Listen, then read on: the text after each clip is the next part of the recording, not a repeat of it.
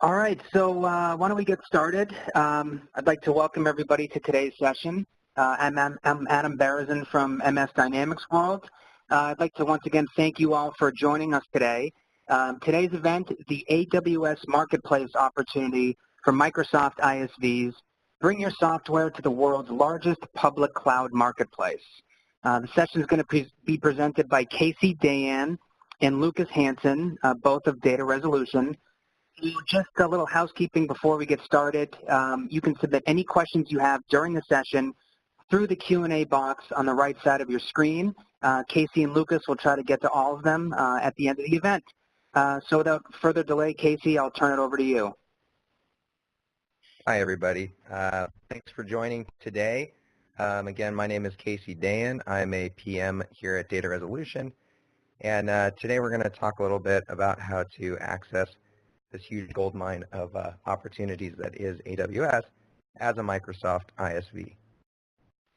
So before I get too deep into it, I wanted to address a question I received before this webinar that might be on your minds as well, which is why AWS and not, say, Azure? So especially if we're selling Microsoft here. Well, we, like you, have operated for a long time in the Microsoft Partner Channel with close, more or less, allegiances to Microsoft. And while Azure has some obvious value props for the Microsoft provider, Amazon is positioned in an interesting way in that it isn't Microsoft. Still, there are tons of use cases where this or that customer is hosting everything on AWS, but they want, say, SharePoint or Dynamics, and we get this all the time. It's become a great channel for us, and so much so that we are doing this webinar. Amazon is older. It's growing at a remarkable rate. There are over 40,000 registered attendees at their big summit reInvent this year, and they actually have put in place an awesome number of incentives to woo us Microsoft folk to come and play, from co-funding marketing endeavors, Microsoft-themed events, customer liaisons, even internal AWS deploys. Yet a lot of us often overlook it as a potential revenue channel. If you need more convincing, feel free to stick around to the end where we've left some time for Q&A, but I'll leave it at this for now. If you're a Microsoft provider, do your homework. There's no harm in playing in two spaces here, and we found a significant amount of business from AWS. Either way, cloud marketplaces in general are growing quickly. The global public cloud market is expected to top $146 billion this year, up from $87 billion in 2015, growing at 22% compound annual growth rate. It's also expected to reach the public cloud services spending will increase to around $141 billion by 2019. So much of this presentation applies to whatever cloud marketplace you're attacking, whether it is Azure or AWS, but let's focus on the AWS piece for now and say, what if you wanted to take your solution there? What does that actually look like, and what are the steps involved?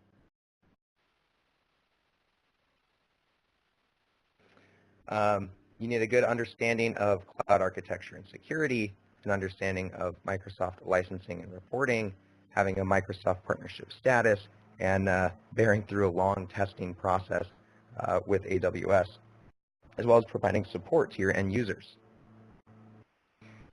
Just skip ahead for a moment here.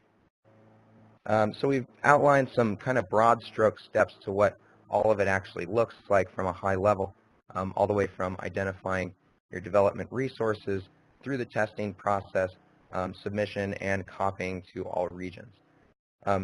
It is a long, arduous, complicated process, and one that we have been through countless times. And so we recommend that you actually leverage us, who have a lot of experience doing this now. We launched the first ever product listing of SharePoint Enterprise in AWS, and we actually also followed it up with the release of the full Dynamics suite, SL, GP, AX, and NAV.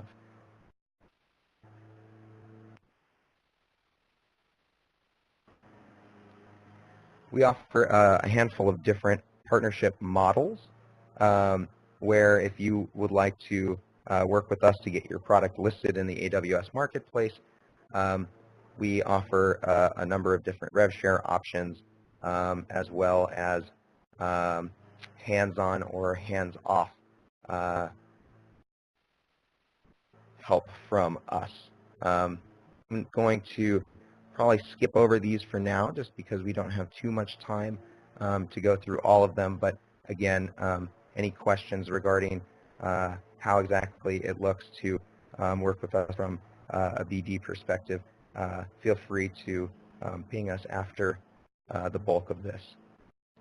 So quickly here, I'm just going to have Lucas explain some of the technical steps and what is involved a little bit more granularly in actually deploying your product here on AWS, and that way you can have a little bit of a better image of what this actually looks like in the day-to-day. Hi guys, this is Lucas Hansen here. I'm the head solutions architect at Data Resolution. The first slide we're looking at here is an overview of the development process from start to finish. So in the next few slides, I'm just going to be breaking these down granularly and kind of giving you a little bit more detail, but still staying pretty high level though. So next slide. So step one is our identification of development resources. Do you have developers assigned to this task? Our questions here are, do they understand AWS services? Do they understand the security requirements and specifications? And do you have a launch date in mind? So you want developers and architects who are well-versed in AWS, enough so to design and implement AWS systems from the infrastructure to networking to software layers. Also, we want our developers to understand compliance regulations. This would be for products that we are intending to deploy in GovCloud or the intelligence community marketplace. And even the commercial marketplace has security and compliance regulations that our developers and architects should have a strong grasp on. Next slide. So step two here is our identification of product requirements.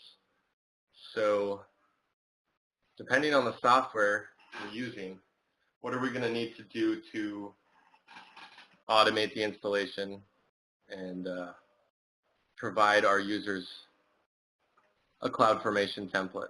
So what a CloudFormation template is AWS's infrastructure as code service. So in a CloudFormation template, we're able to automate the provisioning process.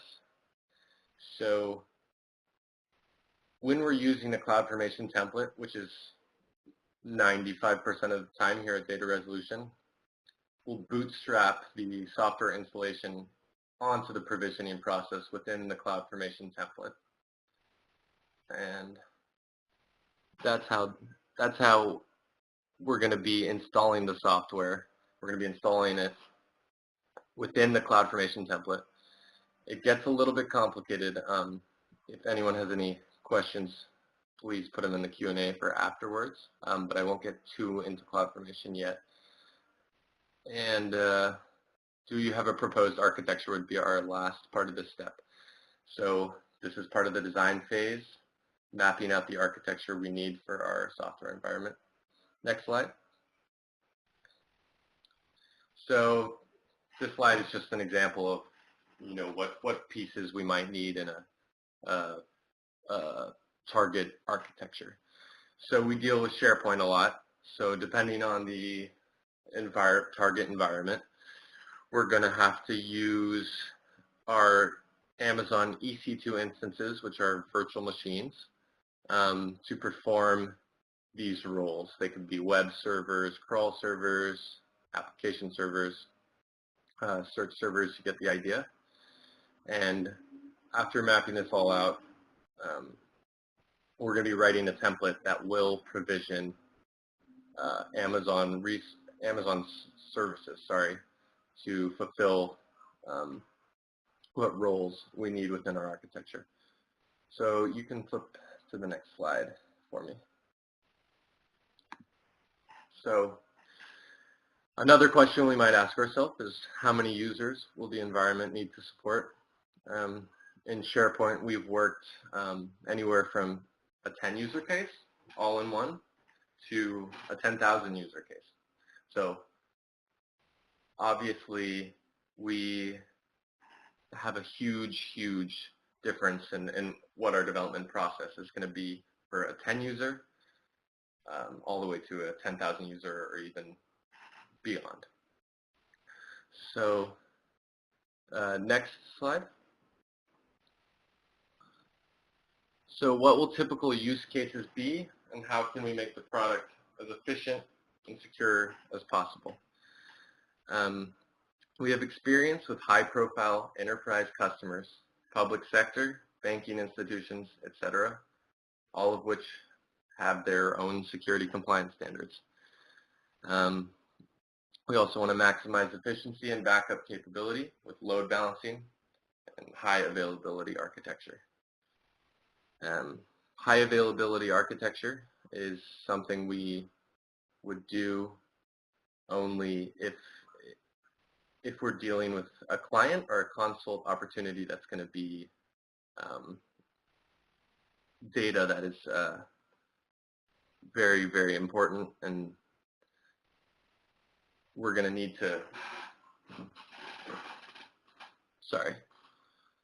high availability architecture is basically doubling an architecture over just in case of a disaster scenario. So it's another way to protect our data. So I'm going to go over a couple things here as far as fulfilling security and compliance standards. So we can ensure data at rest and data in transit. We can use security groups to restrict access to only desired access points. This is at the AWS resource level. There's also something called network access control lists for a second layer defense. This is at the subnet level. So within a virtual private cloud, a network access control list would be a firewall at the subnet level. And our environments are usually provisioned in a secure private subnet, allowing no data to be accessed via the internet. So step 3, we're going to design cloud infrastructure. So in this phase, we're going to look at what Amazon resources we're going to need to fulfill our target architecture. So typically this is going to be things like VPC, VPC subnets, and routing tables. That's all our networking layer. EC2 instances and load balancers if we're dealing with a lot of traffic, a higher user amount, and NAT instances, Internet Gateway, and S3, which is our Amazon's simple storage service. So there's a number of resources that we need to provision during any deployment, and Amazon has a plethora of services at our disposal, and we look at our design, our architecture, and we say, how do we make this the most efficient in AWS? So I mentioned before, but we want to map out an explicit AWS architecture diagram. So step 4 is our initial resource template development. So this is CloudFormation. This is infrastructure as code. So we want to write a CloudFormation template that creates all AWS resources. So this is probably, from a development standpoint and in my experience, the most time-consuming and probably the most difficult phase of the development process. And it takes a lot of hours designing, it takes a lot of hours debugging, and that's mostly due to just how many resources that we are going to be deploying in any instance. Even the simple templates can be a little bit of a headache to test in AWS. They are time-consuming to test, and we'll get into that later. But why don't we flip slides here? Back to step 4. So identify user-defined variables that would make the product as user-friendly as possible. So we have what are called parameters in CloudFormation template. And so what this allows for is the user to have dynamic control over their provisioning process.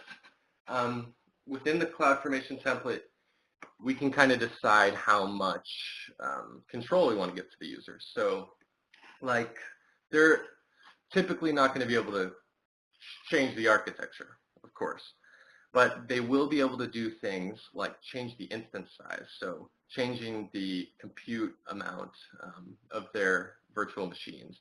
They're going to be able to edit the security group rules for their company and their IPs, and then they're also going to be able to create usernames, passwords for the software, the database, and their domain controller as well. So there are other things you can do. I won't get into that right now, but Q&A is there. So step 5 is to automate the installation.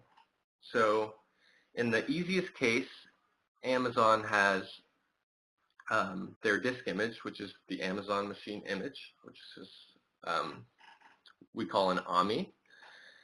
And so in the simplest case, we'll just be providing software on the marketplace that doesn't require a CloudFormation template. All the end user would need is to subscribe or purchase our disk image and spin it up, and we have software pre-installed on there, or with some configuration possibly. But typically we're going to be doing this in CloudFormation. So the automation piece is done by bootstrapping the installation within the CloudFormation template, and typically doing some kind of silent install upon spin up of our system. So yeah, I think that's enough on that. So our step 6 here is our testing phase, and this is kind of our bread and butter here. We've been doing this with AWS for about 2 years now, and this process can be a little bit difficult. It can be a lot of back and forth. AWS has to typically manually test our products and our templates as much as, if not more, that we do here in-house. So the first step is going to be to run the CloudFormation template and test it in an Amazon environment. So I'll give you an example. If we are spinning up a 3-node Microsoft Dynamics AX 25 user stack, that's typically going to take somewhere between 2 to 3 hours to spin up. So, excuse me. So if we are writing our CloudFormation template for the first time and we go to test it, we're going to have to wait about 3 hours to see if it works. So it can complicate the debugging process by making it a little more arduous and strung out. So that is one concern. I will mention that there are some templates that will take less time, like Dynamics all-in-one, so maybe a 10-user single server case would take probably about 30 minutes.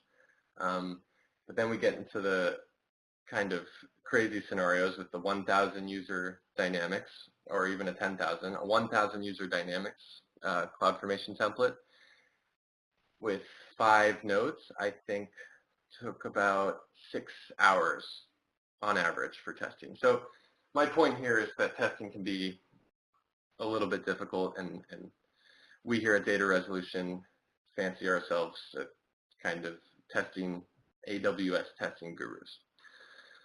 So next slide.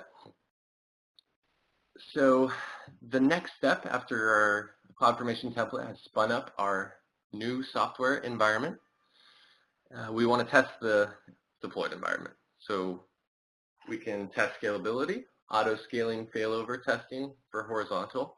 I won't get too deep into that, but Q&A is there.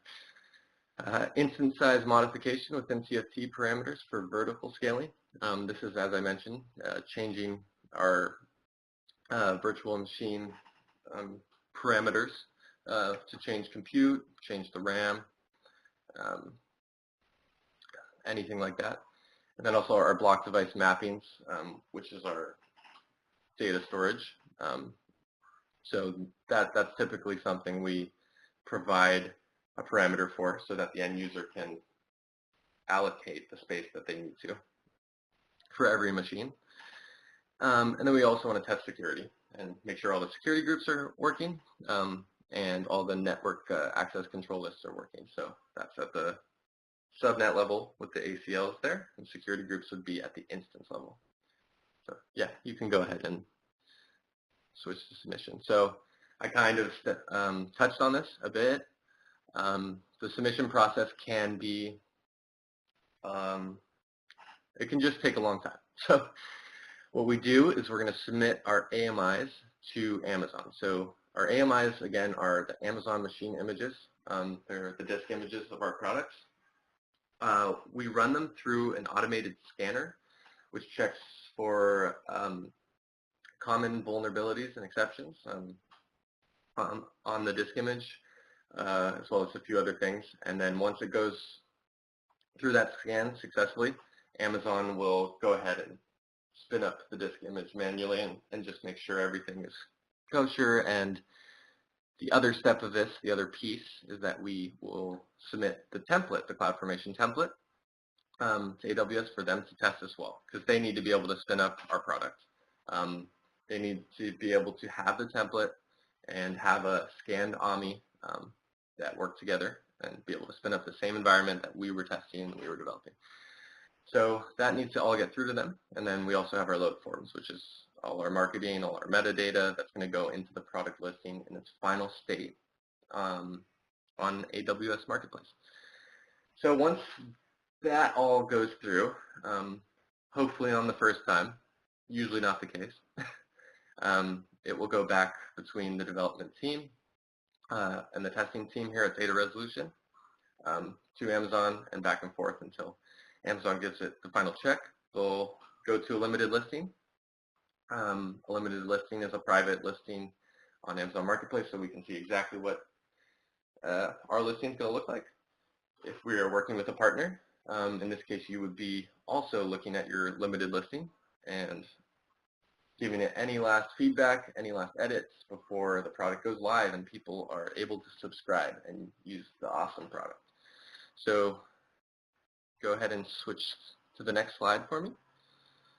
So I'll briefly go over load forms. Load forms populate the marketplace page with logos, copies, support descriptions, keywords, and all other information and data that will allow the front end to function. So these are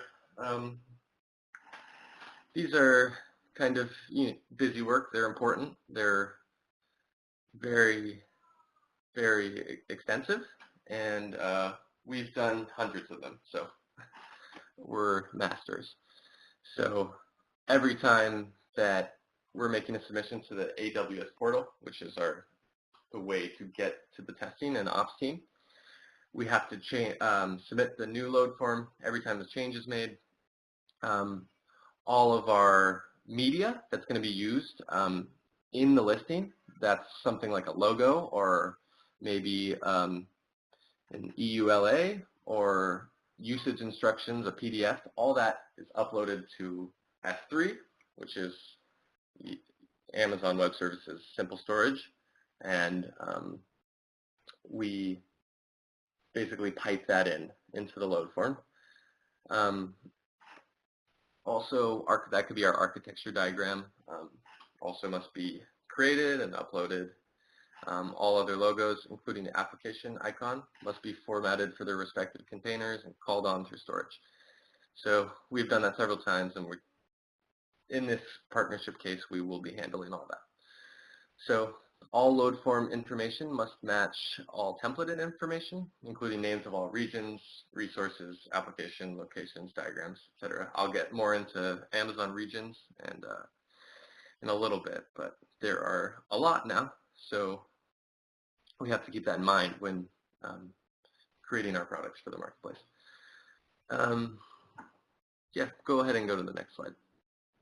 So, copy for all regions. So, I believe Amazon now has, at the time, I think last year it was at 11, and now it's 14 regions.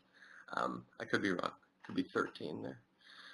But anyways, each region requires a unique template. So to make each product available in each region requires rinse-repeating template creation. So it's not going to be a dramatically different CloudFormation template, but it will have to be mapped to the correct Amazon region. And the other piece is there are some Amazon Web Services that aren't implemented yet in certain regions and certain availability zones. So in US East, for example, everything you could ever want on AWS is all implemented. But a new region like South America, Sao Paulo, may have some services that aren't available because they have not been implemented yet. And in that case, we're going to need to consider our provisioning if there is anything that will conflict in that region. So I think that's good on step 8 there. And step 9 is maintenance. So maintenance of our products, maintenance of our listings. So I think Amazon runs every 3 months. They run a quarterly scan on all the AMIs to check for any CVEs again. And if anything comes back, they'll go, oh, okay, we need a new AMI for this product. We found some vulnerabilities. It needs to be patched. So all that we handle. We submit new AMIs. We submit new templates. We patch the systems and keep everything as up to date as we can. Yeah, so next slide. Okay, and thanks for listening to that little technical breakdown. If you have any questions, please put them in the Q&A for me for after. If you wanted me to dive a little bit deeper into anything I might have glazed over there. So I'm going to hand it back over to Casey. Hi, everybody. Thanks for bearing with us through that. I think giving a kind of high level of the technical process is important because it shows kind of what goes into this. And so what I gathered there is there are kind of 3 components in interfacing with Amazon that we can help you with. There are kind of 3 buckets of knowledge that are important for you or at least somebody working on your product has to have. So I think there's obviously the Dynamics architecture knowledge. I think it's important, obviously, to have some sort of sense of the way architecture works to be able to actually host your solution in general. But past that, I think the AWS knowledge is key. Obviously, without it, it's impossible to spin up these CloudFormation templates to create the proper architecture in the proper way. But then there's also an interfacing with Amazon piece that comes into play that I think is extremely important. I mean, the back and forth sort of volleys that happen between Amazon and whoever is provisioning the product for the marketplace is a constant sort of cat and mouse. And I think there are certain ways to operate kind of internally with Amazon, and so we've sort of adopted this role as the squeaky wheel for the ISVs that we work with in making sure that the essays there at Amazon are being timely in responding to submissions and testing. Let's see. So what does it actually look like for you to actually get your product here in the marketplace? What is the sort of action plan from a marketing perspective? What is the actual go-to-market that you'll be using? So we're going to take you through a little kind of straw man scenario here. So let's pretend your company is TECHWHIRL, and we're going to kind of outline everything you need to know to be able to market your product TECHWHIRL in the AWS marketplace. So first, we do a co-branded logo with AWS. This is something that you have to hold a certain partnership status within AWS to do, something that we can assist, Data Resolution can assist you in doing because of our current partnership status to help kind of circumnavigate, forcing you to jump through all of the flaming partnership hoops that AWS or really any cloud marketplace provider requires of you. So after we create our joint logo, there are a number of marketing pieces to consider, from specific AWS-related PR and outreach, which have to be approved by AWS, SEO, channel marketing, customer marketing, event marketing. I had mentioned that reInvent this year is enormous. And then actual AWS marketplace marketing, including that load form and some of the metadata and description information included in getting your product up. So there are a number of ways to work internally with Amazon to create media buzz. We can do joint webinars with AWS. We often do webinars with AWS's Microsoft Workloads team. We often also work with the SLG and Gov teams within AWS to target state and local government and federal customers. So your product TECHWHIRL on AWS, we want to figure out to have a pre and post outreach of press release to bloggers, media sites, and specifically AWS bloggers, which is something that we can help you with. There is a great Microsoft-related team that can help communicate with the AWS bloggers to properly frame your Microsoft product. The messaging, since these cloud marketplaces in general are so green, can be, first product listing of TECHWHIRL on AWS, or one of the first, 10 or 15 ISVs to actually, Dynamics ISVs to join the AWS Marketplace catalog. And then, doing a joint webinar with AWS where, say, the SLG team or the regular commercial team helps drive attendance with their own partner network. Best practices for deploying TECHWHIRL on AWS or deploying Dynamics with X solution on AWS.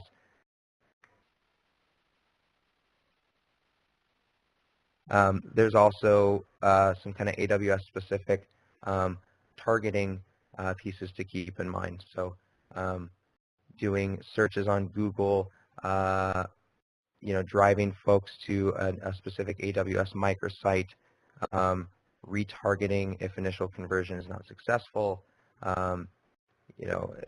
SEO, ads to convert from microsite. There's, in short, there's a number of ways where regular marketing tactics don't exactly apply, but reframing the way that we're going to be positioning your product for the AWS user for, say, that use case whereby You have a user who is has much of their data hosted on AWS, but is now looking for a solution that often dominates Azure, and try to figure out how we can drive them to your solution on AWS, as actually a disruption factor or value proposition, as opposed to something else. So within the AWS marketplace, it's organized by category. There are the Windows category and Windows team are a very aggressive team within AWS, looking to grow the Microsoft kind of workloads and product gamut. I think I'd mentioned before, they have a lot of initiatives to actually help co-fund marketing, to actually assist in building up this ecosystem and allowing us Dynamics or what have you, SharePoint folks to actually be able to have a big presence within AWS for those use cases where folks have most of the other products there. So we can actually do some, let's call it SEO-like work within the AWS marketplace to try to target specific folks who are looking for these types of solutions by choosing categories correctly and figuring out where do these customers go, what are they looking for, how are they looking, what search terms are they using, not in general, but within the context of the AWS marketplace.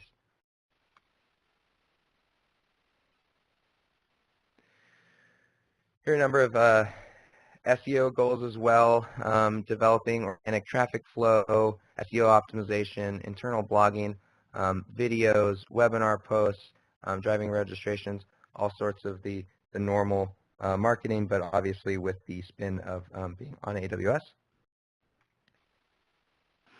And having continuous microsite enhancement. So building credibility and increasing your findability. Buyers are investigating the vendor.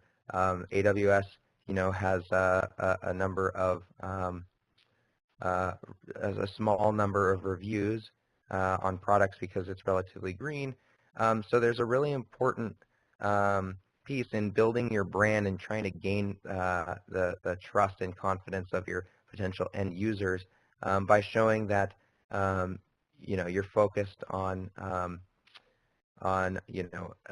being part of this ecosystem and being a big player within all cloud marketplaces within AWS strictly, and becoming findable through SEO and direct buyers to the AWS marketplace. Obviously, there's importance in keyword analysis, Microsoft SharePoint, SharePoint 2016, in this case Dynamics, collaboration software tools, collaboration software, the normal sort of marketing thought process that you have to go through, content management software, et cetera, et cetera.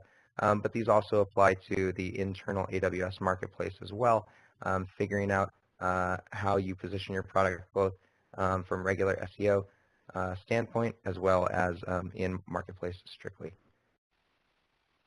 Obviously, the total goal of the working with the AWS marketplace is to drive traffic to microsite, to your microsite, and conversion for free trial.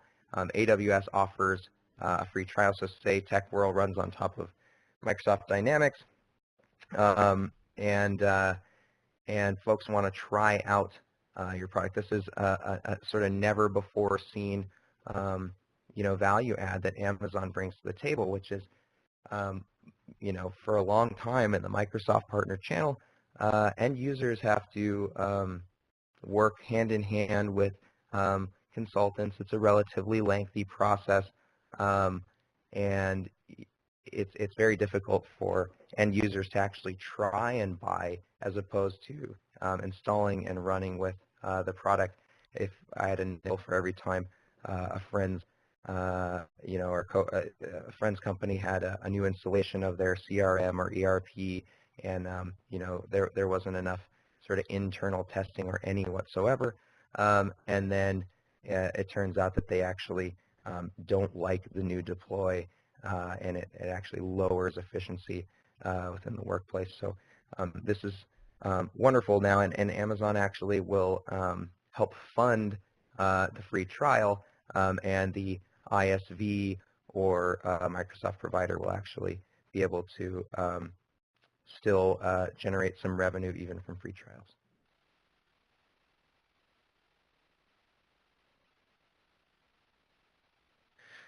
So the brand store on AWS, so copy contained on your actual product page within AWS will be benefit and education driven. A lot of folks on AWS are trying to figure out how to make buying decisions for themselves. They're not working through the liaison of a consultant oftentimes, and are actually very technology driven. So they're going to be focused on how is this going to work? Is it going to be fast and speedy? Is it going to be easy to set up? Is there going to be a lot involved? Can I, somebody within the IT department actually make this thing sing?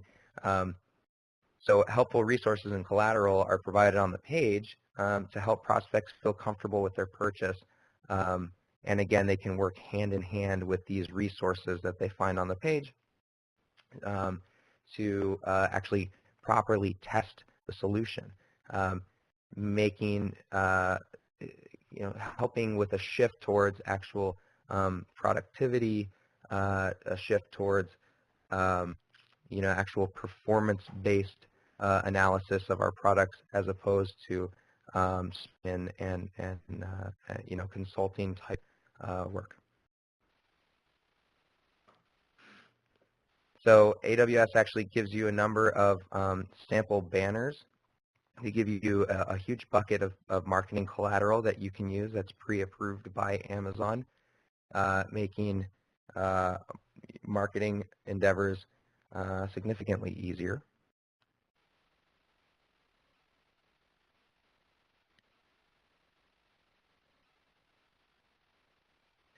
And then they also give you the ability to drive traffic to your microsite and conversions through email marketing. Allow you to measure CTAs, leverage internal AWS lists, retargeting to increase conversion rate, and measure and analyze traffic flow.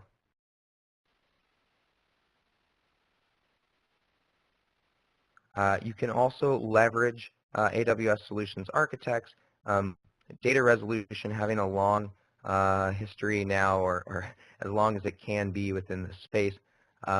We have a large network of SAs that we've come to know, and they actually can help both, be a presenter at a webinar, a joint AWS and Company X TECHWHIRL webinar, help build solution guides, and actually drive engagement and traffic from their own partner network, whether it's the state and local government team, the federal government team, or the regular commercial team that operates globally. They'll also assist, and we can also help liaison for event marketing scenarios, driving traffic to and conversions for trial. There are a number of events kind of listed here as like a sample event catalog here, AWS reinventing at the bottom, and trying to retarget to increase conversion rates there.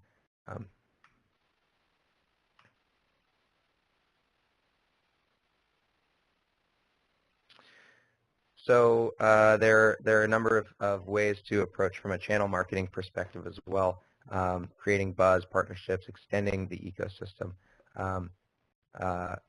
coming up with potential vertical solutions where this is something that's never been done before, where ISVs in the AWS space are actually getting together and saying, hey, how can we figure out a way to create an industry vertical solution? So let's take Dynamics, and we've been working with in the SharePoint world with Knowledge Lake, with Brightwork, with Metalogix, and so a lot of ISVs are getting together, and we're working on something ourselves in the SharePoint world. We're saying, okay, how can we target industry vertical solution like the med space? Can we rope in an ISV that is sort of predominantly active in the med space and team them up with Metalogix as a migration tool? Or can we team them up with Knowledge Lake for PDF editing capabilities, or ProCanyon for creating custom SharePoint apps and add-ons? And this is something that we can actually, work together to create a large overarching solution that can actually target these specific vertical industries. Likewise, with a lot of marketing endeavors being co-funded by Amazon, multiple ISVs getting together, banding together, and creating a joint solution means that marketing expenses can increase almost exponentially without the cost actually falling all on the individual ISVs. This allows ISVs to reach an incredible number of end users through marketing campaigns with significantly less cost. So TECHWHIRL on AWS, finding a way to develop these case studies, whether it's a vertical solution or just a standalone solution, doing co-hosted webinars with AWS, doing video testimonials, which we've helped liaison ISVs into the video testimonials department with AWS, where they will actually help with the video testimonial and edit and host it on their site.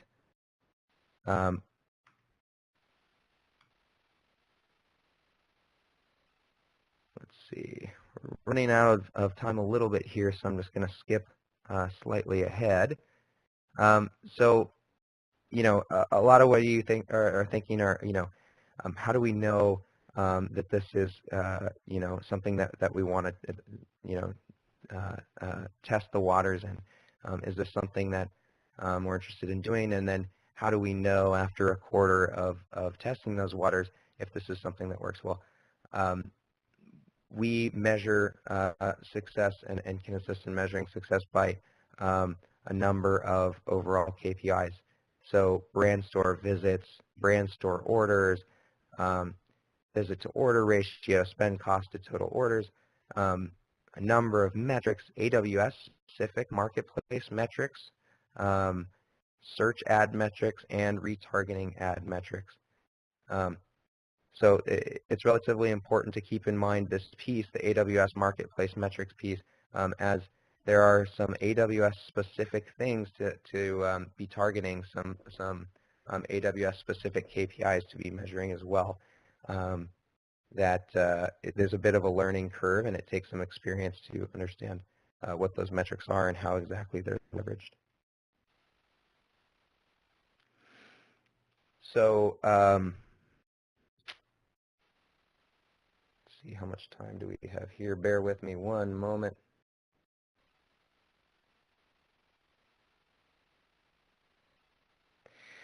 I think maybe we want to kind of open this up to some Q&A, just because I think our time is running a little bit short here.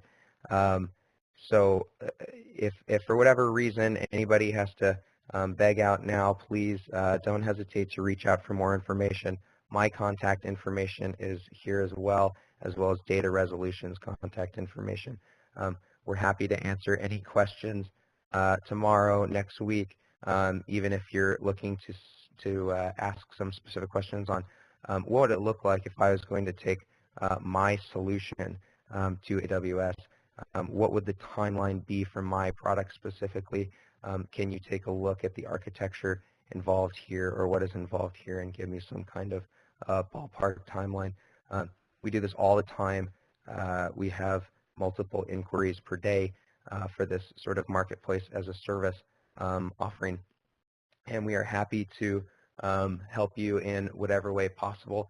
I think it's very important that ISVs in this space leverage both Azure and AWS, and within the context of AWS, I think it's really important that we work together. I think there are a lot of initiatives to have a large ecosystem of products that can have dialogue with each other, and I think that it's really important that ISVs actually play in both spaces, Microsoft world and the AWS world, as there are a number of incentives that AWS gives for playing in that space.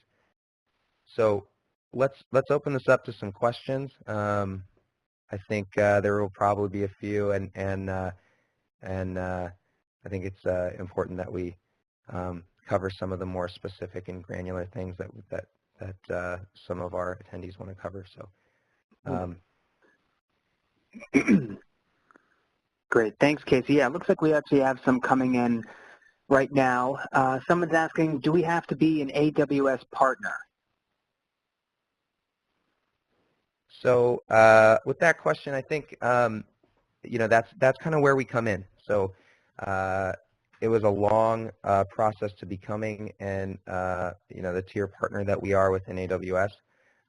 And we have a lot of folks inquiring, saying, hey, we don't want to maybe jump through these hoops, but we want to see if this is actually a legitimate revenue channel for us.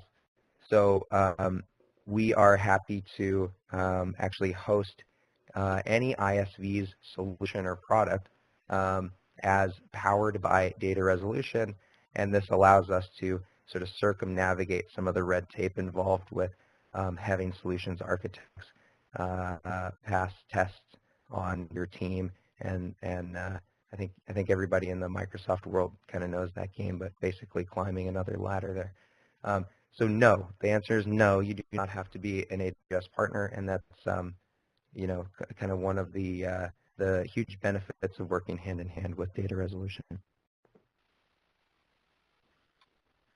Looks like we have another question here. Someone's asking, can we access AWS events, webinars, and marketing initiatives? So yeah, I think we covered a little bit of that during the presentation here, but absolutely. So especially with regards to the AWS events, there are more and more Microsoft-themed AWS events happening every quarter. I think it's a huge initiative for AWS to be able to compete in the Microsoft world, as a lot of folks are hosting the bulk of their data on AWS with other services. So we have let's call it a very strong relationship with AWS and with their internal SAs and account managers and BD folks. So we can absolutely help hold your hand and liaison you into any marketing activities that AWS actually offers. And once again, something that we do relatively often, whether it is a booth at an AWS event or whether it is a Microsoft Workloads themed webinar with their Microsoft team.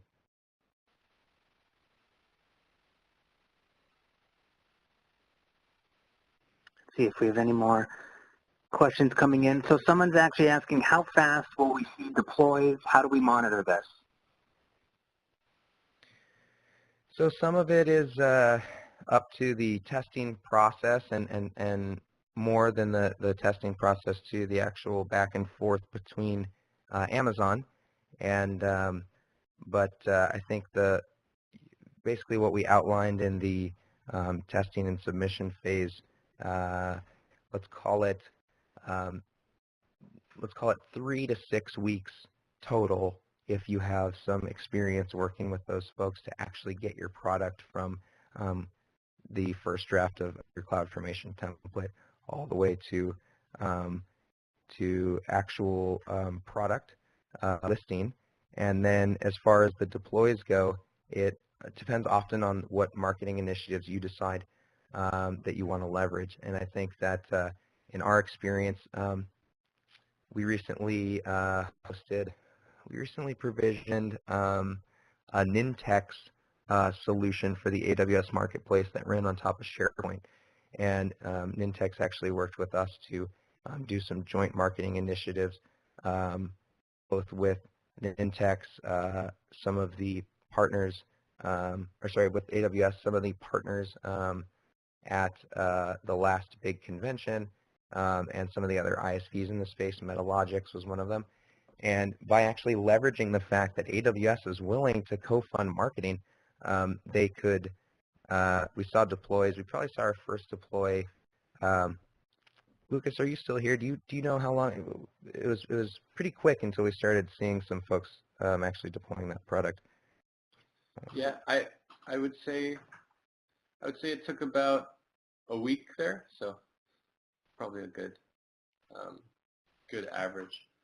Yeah. So as far as seeing those actually start generating revenue, whether it's from a free trial instance or they go past that, if you actually do your due diligence with the marketing piece, yeah, sometimes we see deploys within a single week of actually being listed on the marketplace, you know, with no extra consulting work or even, you know, sometimes Q&A from the end user, just a deploy popping up on the AWS Marketplace sellers portal.